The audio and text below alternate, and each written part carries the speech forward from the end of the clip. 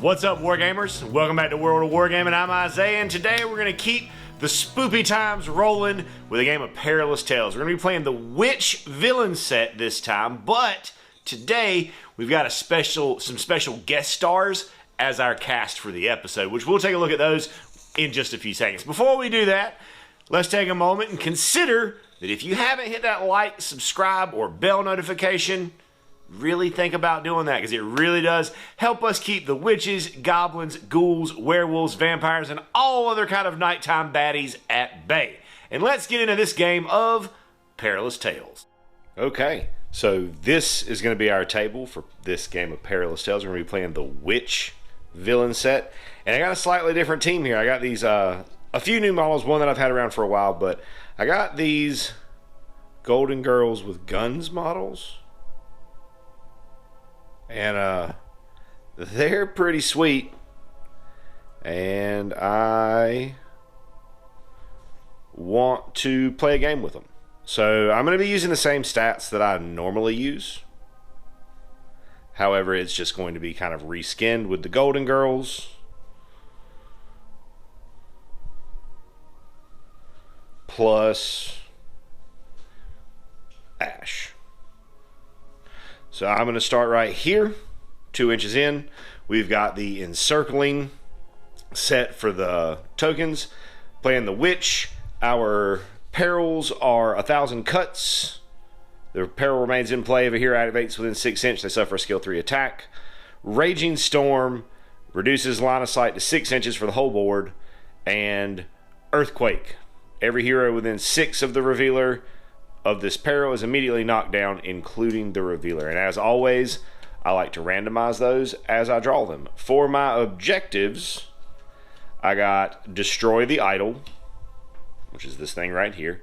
It has 10 wounds and a minimum difficulty of 6 to hit it. Kill the Master and get the evidence. So I have to take a photograph with someone.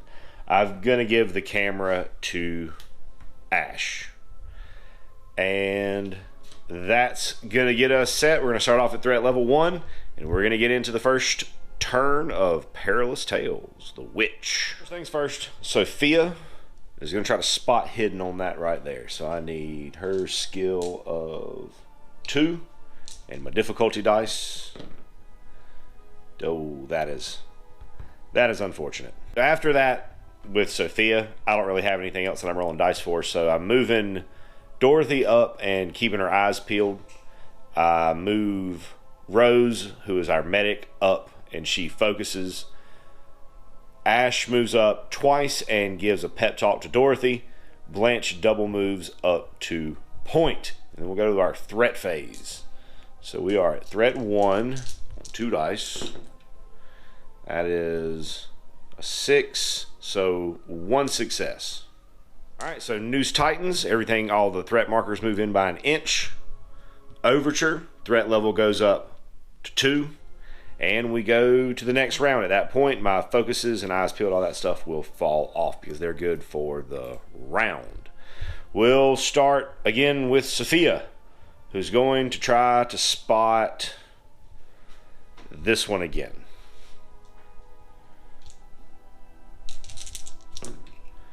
That will be some good success. So let's peek at what this is. This is a 6. So that's going to be one of the perils. So not too worried about that. I kind of want to find the Master quick in this so that I can try to get her dealt with somewhat soon.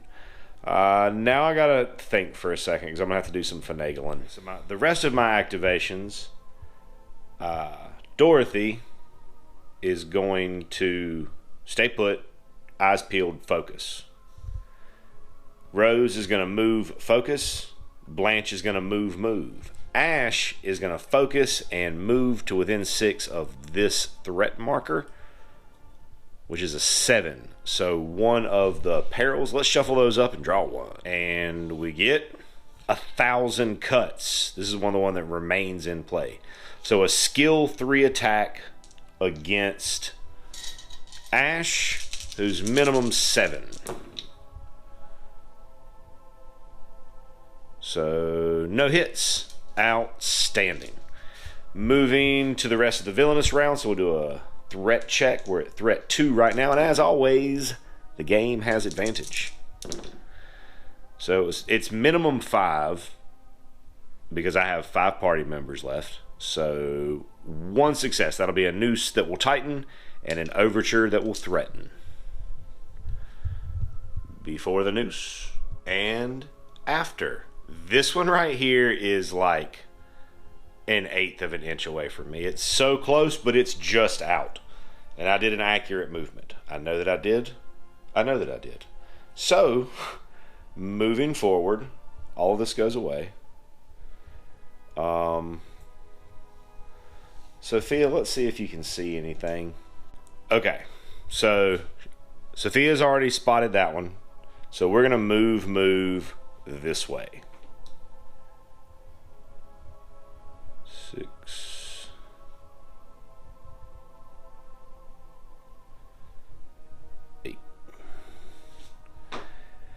And then Blanche is going to move this way. Oh, no, wait. I don't want to go that way. Ugh.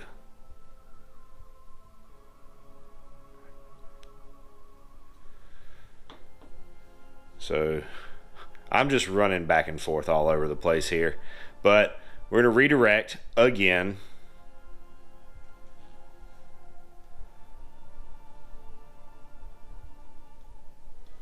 And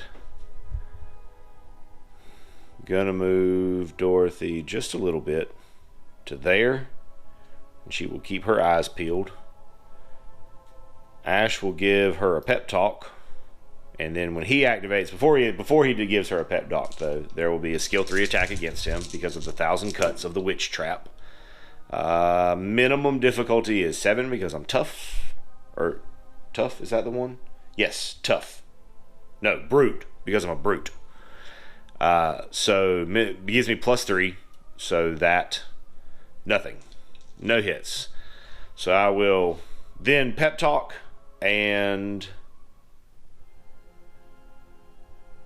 move. Let me measure this out. Give her a pep talk, focus himself, and then move up just a little bit to see what we got here. 8. So that is going to be another peril. Raging Storm. This peril remains in play and affects the whole board.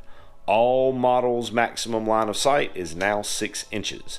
So that can work to my favor a little bit because the witch herself has a ranged attack, which means she can also only see 6 inches. It just means Dan's going to have to get in close and do some wet work. I meant to move Rose, but I forgot. But it's too late now because we're into the villainous phase. And I forgot to move the threat gauge last time. I should probably fix that before we continue. Current threat is 3. Ooh, that's pretty good. Minimum 5.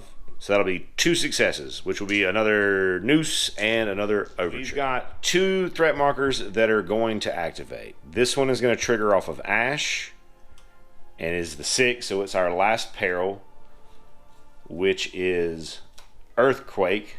Because every hero within 6 of the revealer of this peril is immediately knocked down. Oh my goodness. So wow. Okay then. So everybody falls down, and then we got this one, which is a 3, which is going to be crows, which I have bats. So super luckily for me, the crow bats have the hang back trait. So when they're spawned, they don't ambush. They just sit back on their threat marker. These have a specific one where if threat marker 1 has been revealed and the witch still hasn't been spawned, because when she spawns she can be a bird or a bat. Then when the last crow dies, you would spawn the witch. Which brings us back to me, where everybody's going to be pretty much just standing up. Okay, rolling a hit with the shooting attack for Dorothy's going to stand up and shoot at the crow bats. Oh, misfortune. As a reaction, the crowbat will, because it's within an inch of a threat marker, it will hide. So any attacks that target it for the rest of the round, suffer disadvantage. We'll activate Ash, who is down within range of the thing, so they get advantage at him because he's down. Still needed a 7, so that'll be 2 damage, which Tough will reduce to 1. Ash will then focus and move over just a little bit. Oh, no focus, sorry. He'll move over a little bit and he'll take a shot. Skill 5 at disadvantage. So 7, but 2 crits, so that's 4 damage total. Only have 2 wounds, so that'll be a dead crow. And I stayed out of range of that. Moving forward, we'll stand up Blanche, and she'll move up just a little bit. We'll stand up Rose, who's going to move to be beside, like right here. We'll stand up Sophia, who's going to move this way. We will then pass to the villainous phase, where it is current threat level 4, not yet threat level midnight. Minimum difficulty 5, but that's still 4 successes. That's pretty good. Okay. So everybody's got to make a horror check. So we'll start with Blanche. She's good. Then Sophia. She's good. Then Dorothy. Ooh, Dorothy is not good. So Dorothy takes a walk action away. We'll go to Rose, who is good. And then finally, Ash, who is massively good. The news tightens, and we will reveal a 2, which will be another crow. Brings it back to me. Got our crowbat. Blanche is a crack shot. She's going to take a shot at the crowbat. Yes, but only 1 success. So it'll do 1 damage, and then we'll slink away, I believe. Flutter towards the idol because it counts as a threat marker within the range of 7 for slink away. We'll go to Rose, who's going to be activating within range of the 1,000 cuts. 3. Oh man, that's going to be 4 damage to Rose. She's going to try to patch up Ash, and she will patch him all the way. We'll activate and take his 1,000 cuts attack. I got to get away from that thing. 1 success, which I will reduce to none damage. He's then going to move.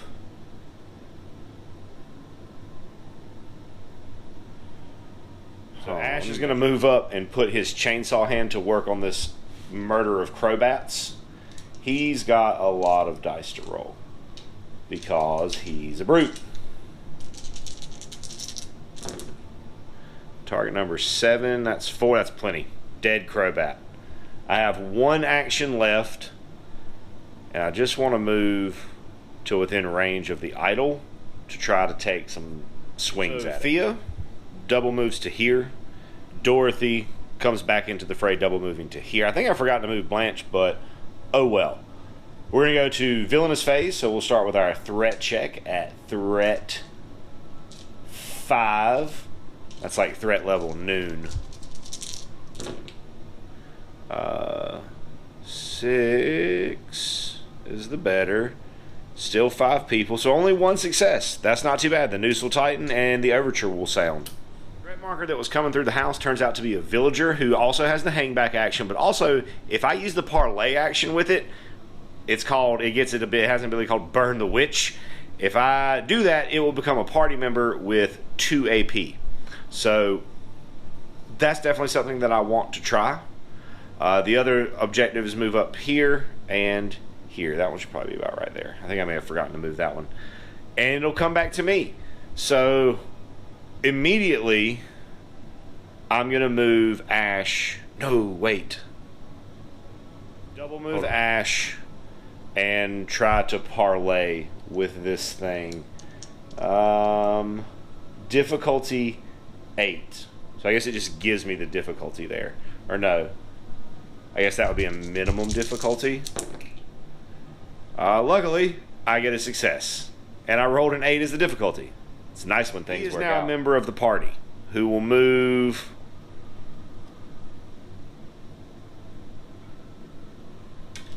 4 and attack the idol. The first time I attack the idol, the threat will go up by 2. Go up the first time I successfully attack the idol. Minimum difficulty 6. No, so the threat won't go up there. Sorry, the peasant was no help to us. We'll go with Sophia, who's going to try to eagle eye or spot hidden on that objective or threat marker. Nope, that is a misfortune. I'm going to use my once per game reroll. Yes, because I want to know what this is. That's the witch. Okay. Cool. I can plan for that better. She's going to stay put and use first aid on herself, which she successfully does, healing herself all the way back up. She's going to move up just a little bit and focus, I guess. Dorothy is going to eyes peeled and move. Oh, that's not enough. Okay, so hold on. Dorothy is going to eyes peeled. I measured weird earlier and move up. And Blanche, on a full double move, has enough to get to there, which will flip this. And when you first reveal the witch, instead of the witch, you get a crowbat. Now, Dorothy, with her marksman ability, has +4 range, so she can shoot at that thing even through the storm. It is at disadvantage, however.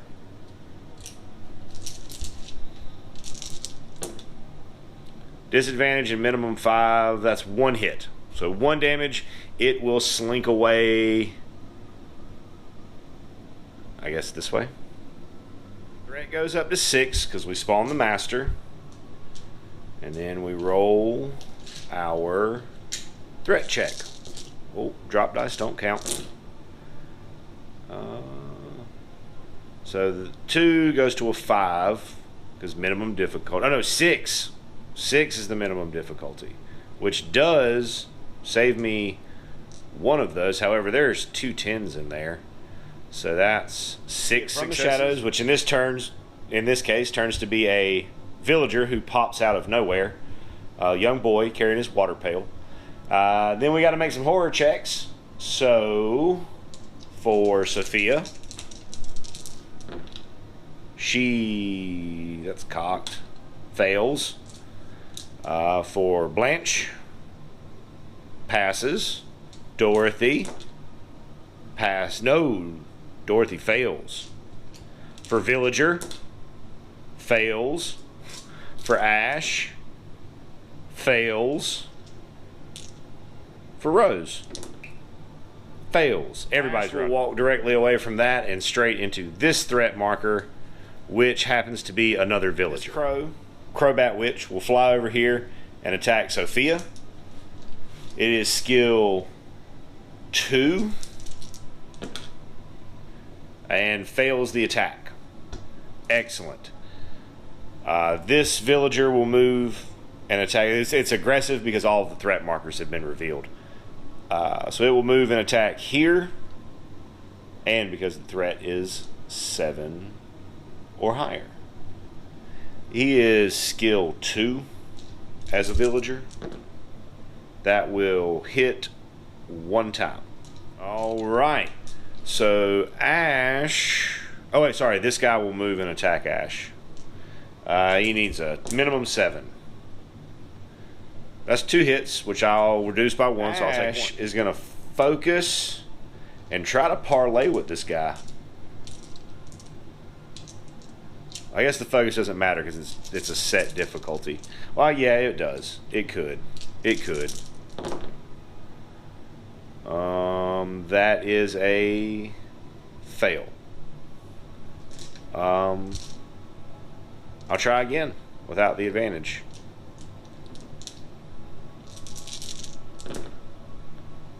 That's a success. So he's now a part of the party. Gonna try to parlay with that street youth. Does not get it, we'll try again. Gets it.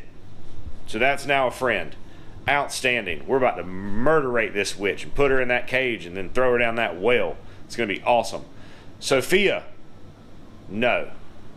Ash is done. Yeah, Sophia will take a pot shot, I guess. She will attack. She will attack him.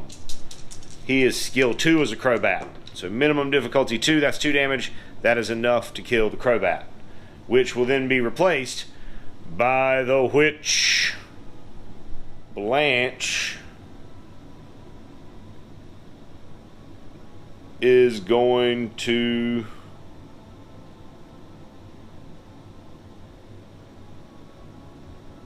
one second. You know what? Blanche is going to try to make this deal with the devil. She's going to try to parlay with the witch. Oh, she succeeds. So she'll take 8 wounds. Oh, wait, no. Yeah, it's too late. I already said it. I forgot I needed to take pictures of her. But the witch is gone and counts as dead for the purposes of threat. So threat will drop by 2 to 5. And I have to take some horror checks because people died. And so it counts. I get my 3 points for killing the master off of it. It counts as being killed for the purpose of objectives. Is what I was horror check. Fails. Dorothy, horror check. Passes. Rose, horror check. Fails. Ash, horror check. Passes. This new friend. Oh wait, no, Ash is out of range, but this new friend is in range. And he will pass. So Dorothy's gonna pull back. That friend right there has got to take one. Yeah, he's got to take one. If Rose had to take one, he's got to take one. And he will pass. Good. What a sturdy young man. So then Dorothy had not activated yet, so she'll move to here. This friend will move to here and swing at the idol. I'm going to try to kill the witch's fetish, her altar. Minimum difficulty 6, but that is 2 hits. So that's a successful, so that'll jump our threat to 7. That'll bring us to the threat phase. Villainous difficulty phase. 7 on this one because of how many people I've recruited to help burn the witch. That's cocked. So that's 1, 2, 3, 4. That's not terrible, all things. Gotta make some terror checks, some horror checks for some friends. So we'll start with Sophia, who passes, and then Dorothy, who passes, and our peasant friend, who fails and will run away like a coward. Ash, who will pass. He actually had 2 more dice to roll, but that's all good. He passed on 2 dice. Peasant, or village folk, he's good. Village boy will run, and Rose will run some more. Stay put. Just stay at that table. That's not going away. Where Ash will double move, and then he's going to swing at the idol. 1, 2, 3, 4, 5, 6, 7. Minimum 6. Of course, I rolled a 9. That's 2, 3 damage. Dorothy will focus and take a swing. 3 damage. I'll take it. Move and attack the idol. 2 damage. That is enough to destroy the idol. And at that point, I'm just going to get the heck up out of here. Let's total up the points and see how we did. 7 points. 1 for my leader being alive. 3 for destroying the idol. And 3 for killing the master.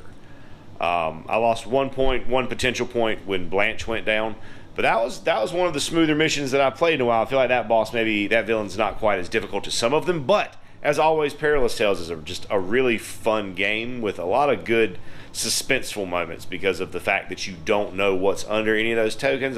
It's a good mechanic. It's a fun game. It's been a while since I played it. I'm glad that I got a game in during spooky season.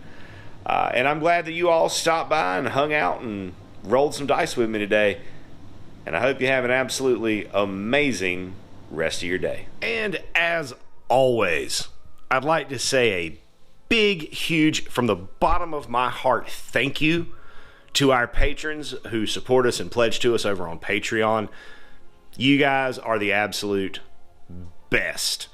If you enjoyed the content you saw here today and that's something that you would like to consider doing to help out the channel, go over there, check out the link in the description, check out the Patreon. There's a lot of cool stuff over there, including access to our Discord server. Talk to me, hang out with me, talk about our work, what we got going on in the hobby, some shout outs, all kinds of cool stuff. Check it out if that's something that you think you would be into. And regardless of whether or not you do that, I want you to know that I am incredibly grateful that you decided to stop by and spend part of your day with me today, rolling dice and pushing toy soldiers around.